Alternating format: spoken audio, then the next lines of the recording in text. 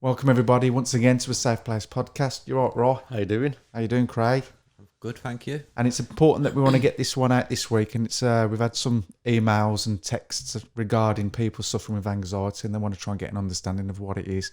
So I'll move over to my esteemed psychologist over there, Mr. Craig Powell. Give us a rundown of what you think anxiety is, pal.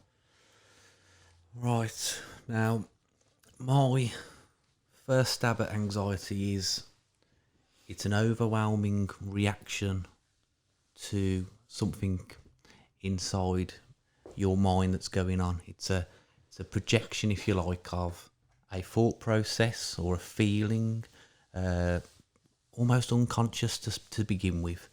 It overwhelms you, stops you in your tracks, causes panic attacks and all sorts of extra stuff, and the whole time you have no idea what's caused it.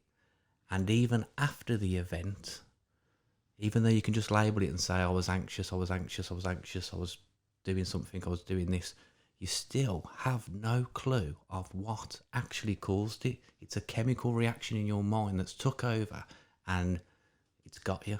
Yeah. And that's the earliest stage of it that I could describe. Yeah, there's types of anxiety as well where people have asked you to do things that you're so uncomfortable to do. And then you get that build up of anxiety. Yeah. You're like, oh my God, I really don't want to do this. And then you put yourself in a situation and you just the anxious is, it's just kicking in. It's overwhelming. You're like, I really don't want to do it. And you think of so many things to say to get out of the situation. Like, it's the same thing, but some people feel that on a constant. I would argue as well, sometimes people don't know that they've even got anxiety. Yeah. I know sometimes I can feel like I'm ill. I can think that I'm coming down with something. And then I'll think, hold on, is this anxiety? Is this nervousness that's causing my physical body to feel bad? And I'll have a think of that. And then I'll think, oh yeah, I'm a little bit worried about that. Sort that out. And then I notice the physical elements where I feel like I'm ill has gone away. So it's almost like it's a nasty little invisible thing that comes in where you've not acknowledged it. So what you're saying is, when you go back to the beginning of what you said, basically that anxiety, you said it is a feeling, fundamentally it's that uncomfortable feeling, but what takes you there is a distorted thought process or an awareness of something that's actually doesn't fit in with reality correctly. So that's a thought can disturb the water of well-being in a sense and cause these waves of uncomfortable feelings that basically trying to get you out from the feeling of anxiety. So anxiety in of itself is a normal functioning emotion that feels uncomfortable to try and take you out of a perceived danger. Yeah. And the sad thing is most people unperceive, or they're not aware of what that perception is that creates that fear or anxiety within them. That's it. I feel like we've got like a false storybook, a sort of checklist already subconsciously tuned in us. And if certain things and factors in the day doesn't meet this criteria, that's not even real anyway. It's a false sort of storybook. But if it doesn't match up to the story correctly, for the future thoughts, for something in the future, for the time where you're experienced in the now and the past, if this doesn't meet this subconscious thing that says, oh, you don't feel comfortable now, you don't feel comfortable, if we're not matching that book up, then that's when the anxiety will come onto us. It comes into us. And it's that thought again, I'm not feeling comfortable now. So it's like those constant unconscious thoughts that we're having, that because you identify yourself as a thinker and thoughts are you, that you can have a thought that can always take you to some sort of anxious place. Have you ever felt anxiety, Roy? Yeah, pretty much all the time. Obviously, because of my skin condition. Yeah. And my thought processes of me not being comfortable going out because I feel like that people are going to look at me and judge, and I believe that's anxiety at its worst, because it's like even with my partner, always thinking, am I still attractive to her? Yeah. It's my skin condition. It's a rare one, as you know. Yeah. Psoriasis rubra pilaris, and it covers me head to toe, redness, flaky skin, sore, skin splits. So you get hit from both angles. You get hit physically from the skin condition and the psychological. Yeah, so emotional I have anxiety. physical and emotional anxiety when I have a skin flare up. Yeah. It's Jesus, it's uncomfortable. And what have talk to us some of the so we can go into this now. Talk to me about some of the things that you've done. Was there a stage where you was conscious that maybe the thoughts and the resistance to the skin condition was actually helping the skin condition manifest and become more severe? Yeah, 100%, because it's a stress related condition as well as a gut related condition. So if I've got a bad diet, if I'm eating bad or have a bad diet, I can have a flare up. If I'm under immense stress, whether it's to do with work or it's at home or it's with my kids, then I'll have a flare up. It's a fickle skin condition, to be fair, but obviously, What do you mean by that, a fickler? because it's pretty much certain things can make it flare up. Okay, I've got you. So obviously, I'm going through with a herbologist now. Yeah. Having my tincture and my teas every day. I was ill a bit last week, as you know, as well. Yeah. Like that's another thing from last week, being ill with more anxiety, because obviously we had our holiday coming up, Yeah. and I was thinking, am I going to get to go because I'm ill? My kids are going to miss out. You know what's happening there? And I've seen this in a lot of people who have anxiety. It's almost like the initial anxiety is unconscious to you. Then you know that you're uncomfortable. Yeah. That means you're more sensitive to everything else. Yeah. And that's when you start doing that inner dialogue that's wrong. Yeah. And then it's a snowball effect. You're building a snowball up that's absolutely massive. Yeah. That takes a simple little anxious thought that you could easily deal with. And I'm not saying it's easy peasy lemon squeezy. I'm saying it's a learning process, isn't you've it? got to master it. But that small thing then becomes a snowball where you can actually stop breathing, and you can't breathe properly now because you're having a panic attack.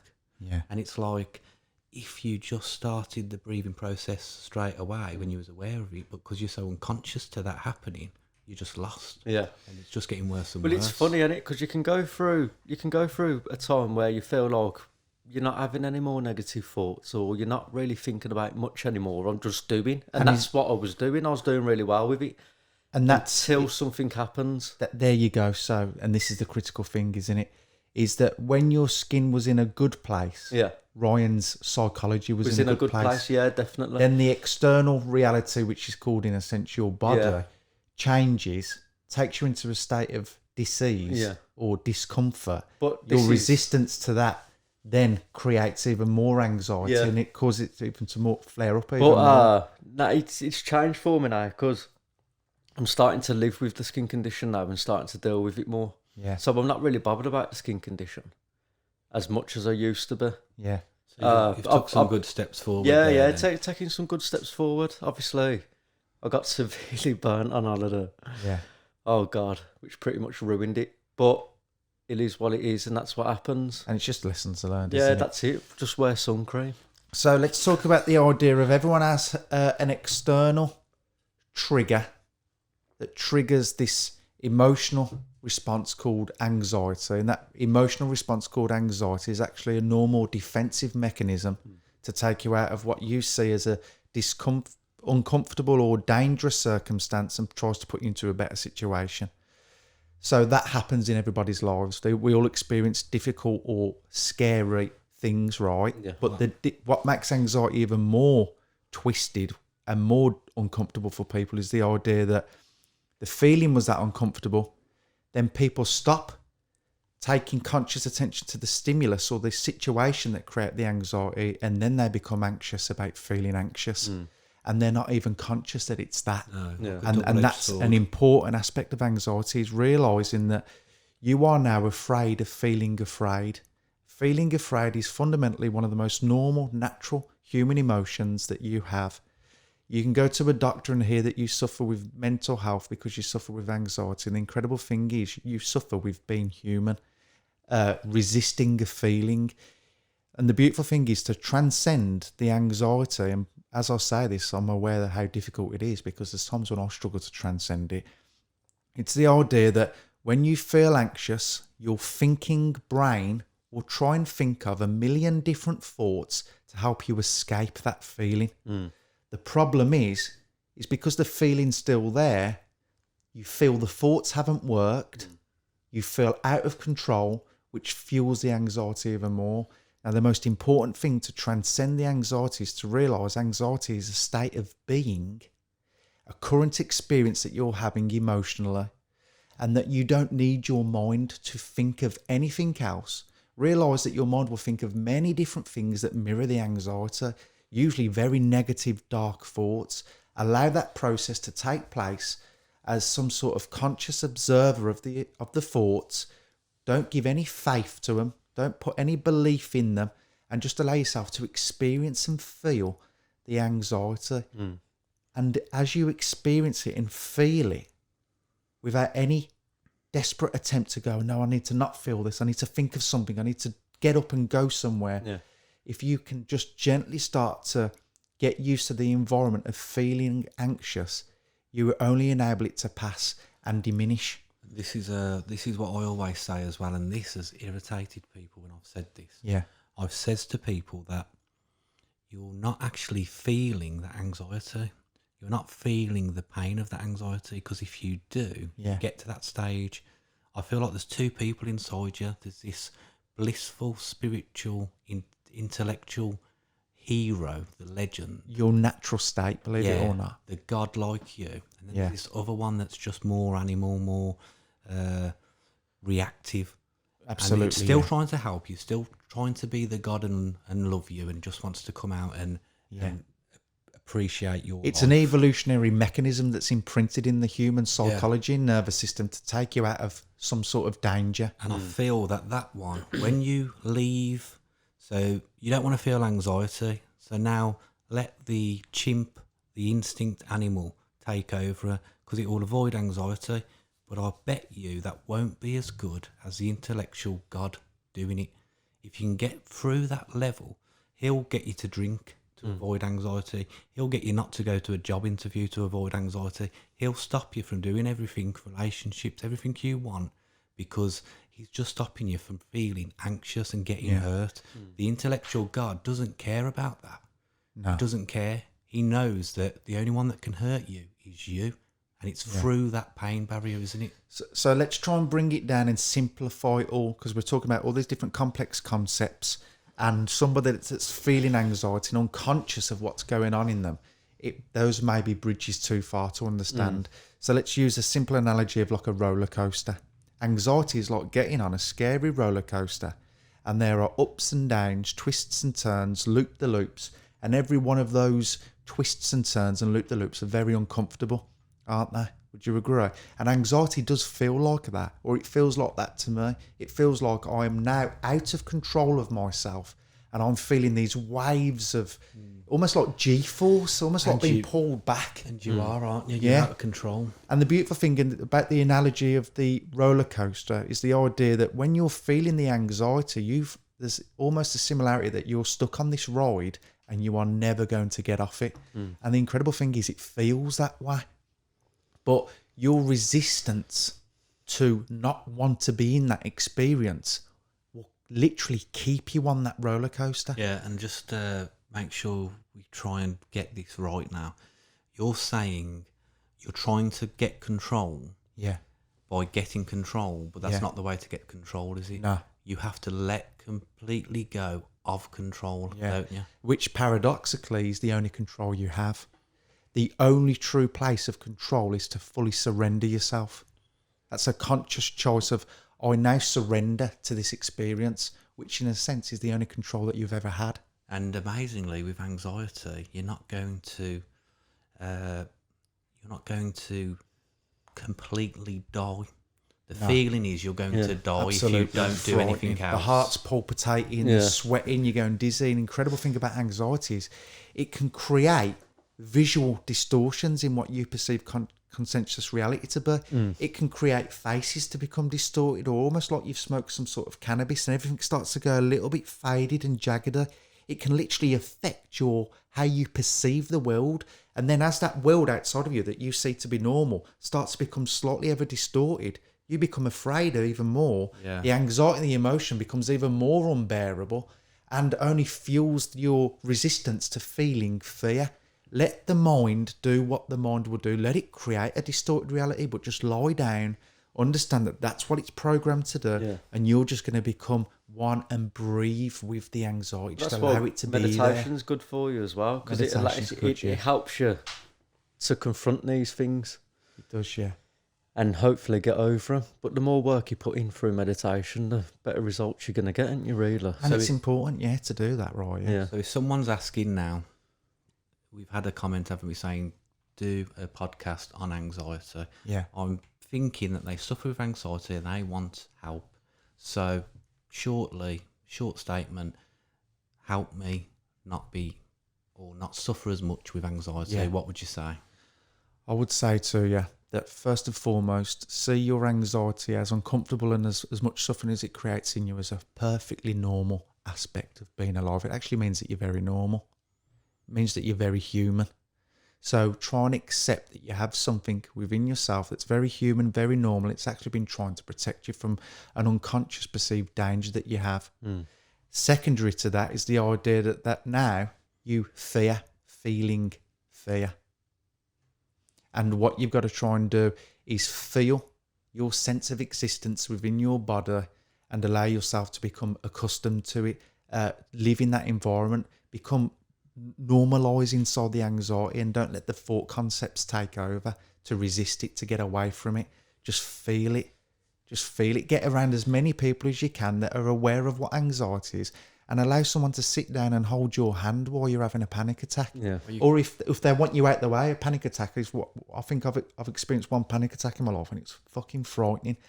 And for me, the way I have anxiety and the way I want to protect myself is I don't want anyone around me. I want to be on my own. I don't want anyone to suffer. I don't want peace. Yeah. It's only going to make the thoughts even worse. I'll just ask you one thing quick. We had a viewer message on our last podcast to do a podcast on anxiety. Yeah. So when she watches it, what bit of advice could you give her? Well, I would say, with the level of awareness I've got of psychology, that you need help. You need somebody in your life with the awareness to be able to support you through it. Massively important. There are times when I can feel anxiety with the knowledge that I've got, and it's still really uncomfortable. Get around as many people that care about you more than they care about anyone else. They love you, they're knowledgeable, and they're going to be able to assist you through this beautiful process, because the idea that if you can transcend the fear attached to the anxiety and allow yourself to just go, I feel anxious today, and it's actually I see it as a positive thing now. It's part of being human. I can feel it, and I can almost embrace it. If you can get to that place, which I have no doubt you will with the right people around you, I think that's the most important thing, being around people that can help you. Who love you. Who love you, yeah. I think you can do another thing as well. Right. Touching upon, like how you said, feel it. Whatever makes you anxious, unfortunately, is the very thing that you must do. It's a fear. Yeah. You've got to conquer. Yeah. So people have anxiety about flying, but they want to go to beautiful countries, don't they? Yeah. So unfortunately, the only way that you're ever going to get good with flying on a plane is that you keep doing it and you understand why you don't like flying on a plane, for instance. So is it the lack of control? How come you can't lose control? Yeah. Is it the fear of the plane crashing so far up in the sky? Taking those small steps Fear and of goals. death. It's like, imagine that you have this, let's imagine that I'm anxious about that picture. All right. And that the closer I get to that picture, the more uncomfortable I feel. All right. What you're saying right there, in a sense, is get used to that environment. Yeah. So if I get this close to the picture, I feel anxiety of a 2 out of 10. So what I'm going to try and do, by accepting myself as a human being that feels natural anxiety and it's perfectly normal, is I'm going to take myself half a yard closer and feel the anxiety go to a 4 out of 10 and get used to that 4. Now, realistically, people at home are going, I am never doing that, because this feeling inside is like, no, my body, my natural instinct, Small steps. the animal in me says, no way, Jose. what we're saying is, through experience of us doing it, I've had crazy illusions and all sorts. Yeah. What I have found is the insanity that is created is still protecting you. Absolutely, It's yeah. almost like acknowledge that you have a part of your mind that can occasionally go insane, and you do it all the time, Yeah. and accept that, and almost that brings you back to sanity. Brilliant, pal. And I think that was a good podcast, lads. All right. So tune in next time. We're going to continue with the anxiety and talk about some of our own internal stories regarding how we've got through anxiety. Now, sometimes it felt like we haven't. Yeah. Thanks, everybody.